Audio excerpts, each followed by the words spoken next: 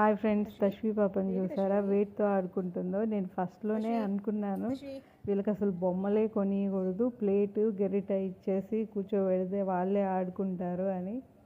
పక్కన బొచ్చుడు బొమ్మలు పెట్టుకొని వాటితో ఆడకుండా మిరపకాయలతో, ఉల్లిపాయలతోటి, వైర్లతోటి ఇలా ఆడుతుంది అనమాట. ఎక్కడెక్కడ మూలలు ఉన్నాయన్నీ లాక్కొస్తుంది. మనకు కనిపినవి కూడా బుజ్జి బుజ్జి కూడా కనిపిస్తాయి అన్నమాట.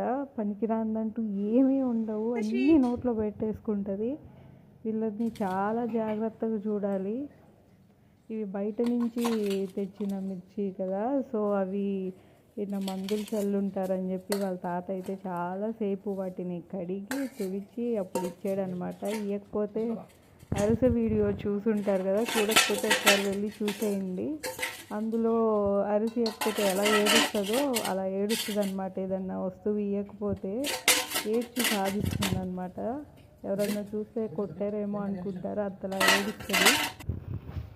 తనకు కావాల్సింది ఇగానే ఏడుపు ఆగిపోతుంది అనమాట. అప్పట్లో మనకి ఇంత తెలివిలు ఎక్కడున్నాయి? ఏదన్నా గొడవ చేస్తే అమ్మ ఈ పగలు కొట్టేది, అలా కామ్ అయిపోయే వాళ్ళం. లైక్ చేయండి, సబ్స్క్రైబ్ చేయండి.